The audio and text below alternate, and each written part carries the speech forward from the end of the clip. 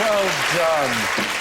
Well done, Asimo. I think it's only fair that you get some points. Thanks, but what I would really like is a dance with Joe. I think that can be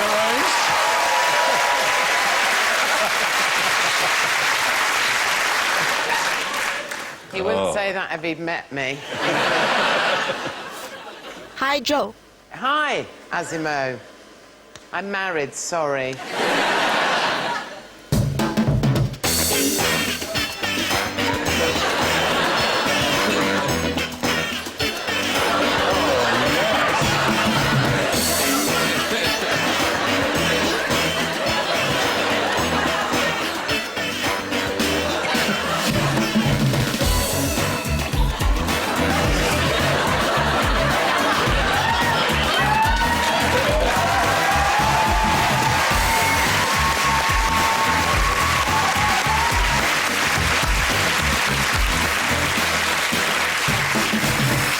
Well done, everybody.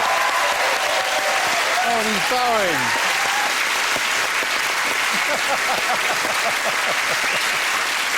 Amazing. I've Thank scored. you. Thank you very much, Asimo. Goodbye, then. What's the battery life on one of these? Love you.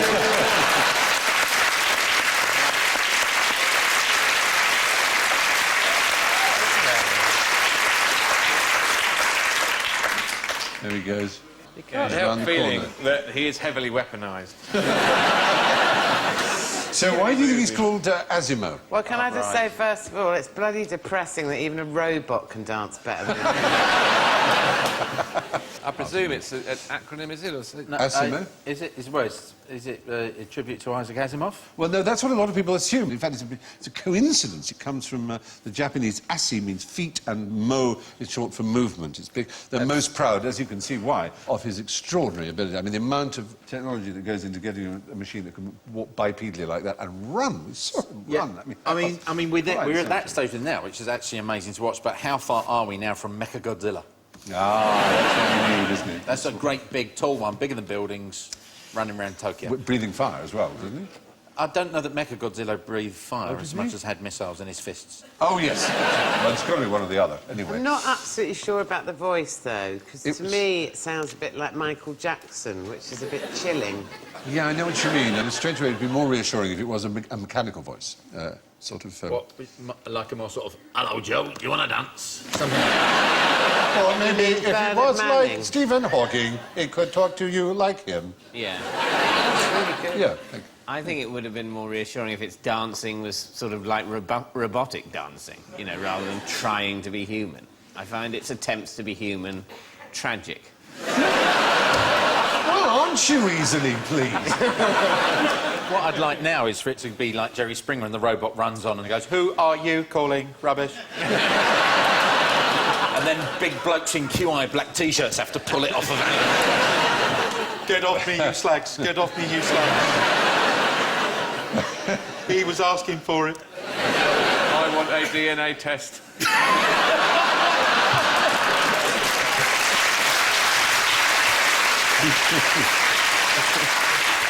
At the moment, he can recognise people, objects and gestures. Obviously, there's cameras in there. He can calculate distances and the direction of movement of several objects and create flexible routes to a destination. He can also hear and speak to a certain extent, as we heard. He can currently understand about 50 different calls and greetings, as well as 30 different commands, and can react to them accordingly. There's a long way to go, but nonetheless, I was bloody impressed, and so we say thank you very much to Asimo and his handlers. Thank you.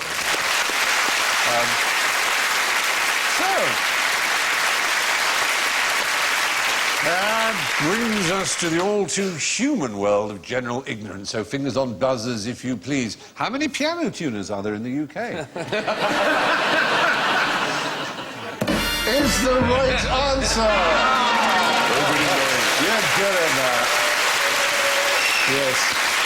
It's a very strange thing. But even the British Association of Piano Tuners has no idea how many piano tuners. They think there's somewhere between 1,000 and 10,000 is their guess. Really? That's really a very wide gap. It is a very wide gap. They just don't know. I mean, I suppose you could try and work out, you could look in the yellow pages and you could count if people use What yellow about the pages anymore. census? Don't people have to put what their job is in the census? Yes, but a piano tuner is very often, it's a kind of moonlighty job. You don't necessarily, you're not necessarily a full-time one. I like the idea that the part-time masturbating terrorist was also a piano tuner as well. And his many other jobs. Indeed, indeed, and a dental technician. Also delivered the Baghdad Exchange and Mark. Yes. On a clock face, how many times per day do the two hands overlap? This is definitely a question to avoid answering at all costs. I mean, isn't it not every hour? Surely so 24 to 12 times? Well, you'd think it would be 24. You'd think it would, until you reason thusly, that the first time it overlaps is at 12 o'clock. And then at 1:05 and 2 and Yes, 3. you lose an hour, You lose one 2 in hours, 12. In fact, we can show it speeded up, and you can see, you can count. So it starts with 1, 2, 3, 4, 5, 6, 7, 8, 9, 10, 11, 12, 1, 15, 16, 17, 18. I feel like I'm getting older. 22 is the answer, yeah. And you can do the math. As much as the hour hand moves forward to the 1, it takes the minute hand a little more than 65 minutes to catch up with it, not 60. And there are 1,440 minutes in the day. Divided by 65 equals 22, and the tiny bit. So that's 22 overlaps a day. There, you look pleased. Can I just say, I used to think I was intelligent, but I'm not. Obviously. Oh, you are. It's one of those understand things. that at all. But you can make up for it by telling us where the biggest clock face in Britain is. Is it going to be in a public place like a railway Is station? it, no, is it one of those, like, garden ones? Is it a floral? No, it's not. It's not far from here. Palace of Westminster? Oh, no, I'm afraid it's not the Palace of Westminster, no.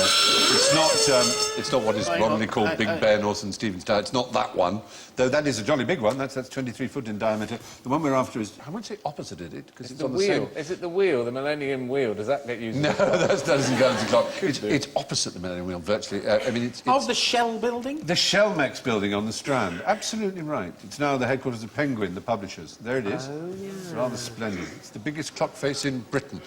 The second biggest after that is actually not in London at all. It's the Royal Liver building clock, which is also slightly bigger than what we'll call for convenience. Dancing. Big Ben. Raskin. Yeah, that's it, the Liver building there. Hey. Yeah, hey. Hey. Now then. Now then. So, the hands on a clock, anyway, overlap 22 times a day. When was time immemorial? The Simpsons.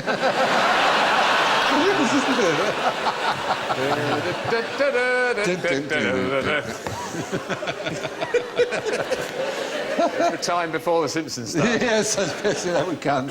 I don't really understand what time immemorial means.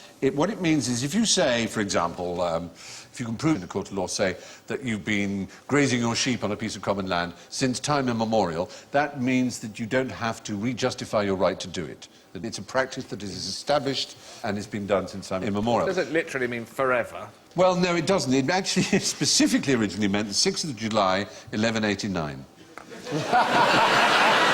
Which There was must have been a lot of excitement in the run-up to that. It's time immemorial tomorrow. So at last we can get things sorted. Because whatever's happening tomorrow, we stick to. It was the day of the coronation of a particular sovereign in our country. Richard the First. You read history, and that's damn good. It shows that that wasn't a wasted education. It was indeed Richard I who was crowned in 1189. And for some reason, it was decided then that the first Statute of Westminster, which was a few years after his reign, it defined his reign as the limit of legal memory. Did they have to raise such an army just to catch those 2 seagulls?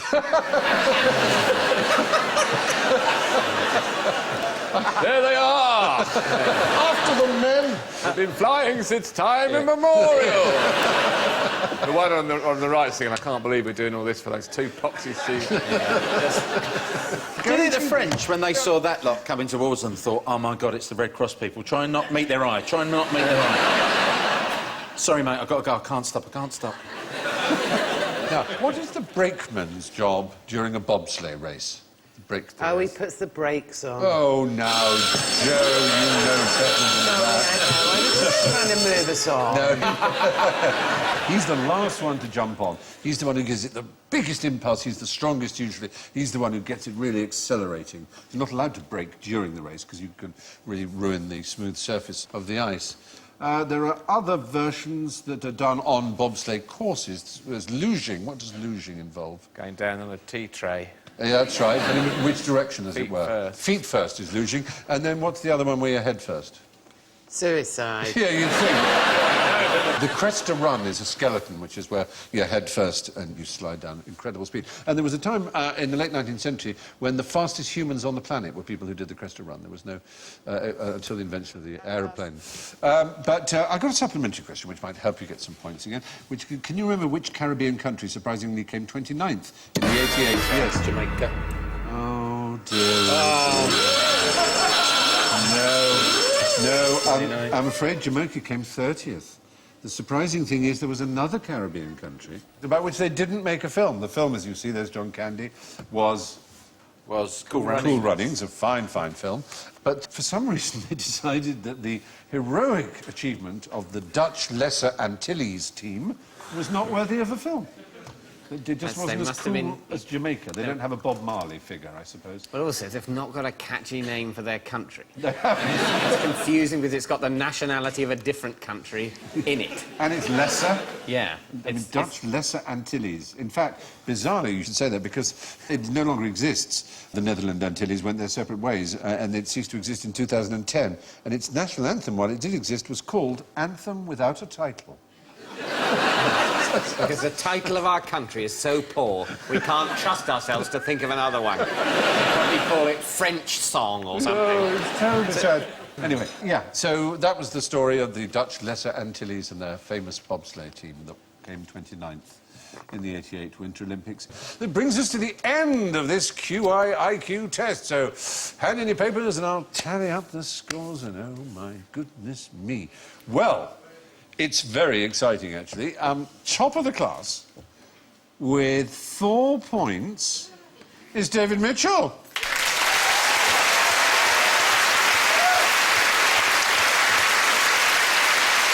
In second place, with -4, is Phill Jupitus.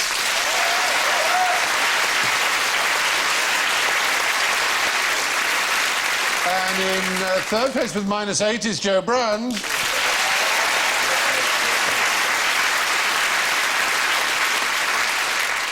In clear last place with -16 is Alan Davis.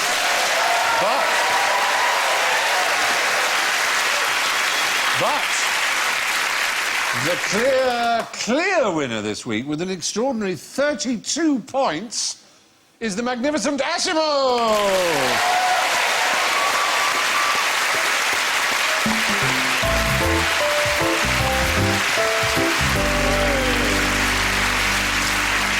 So it's good night from David, Phill, Joe, Alan, and not forgetting, of course, Asimo and me. And there's just time for some breaking news. I want to share with you the cover story of a recent National Geographic magazine, which is about the recreation by archaeologists at Göbekli Tepe in Turkey. It's the oldest temple in the world. In fact, some people think it's the oldest building in the world that isn't a shed or a hut. It's 11,600 years old. What excites me is that it looks like this. Does it remind you of anything? Good night. On that bombshell, good night.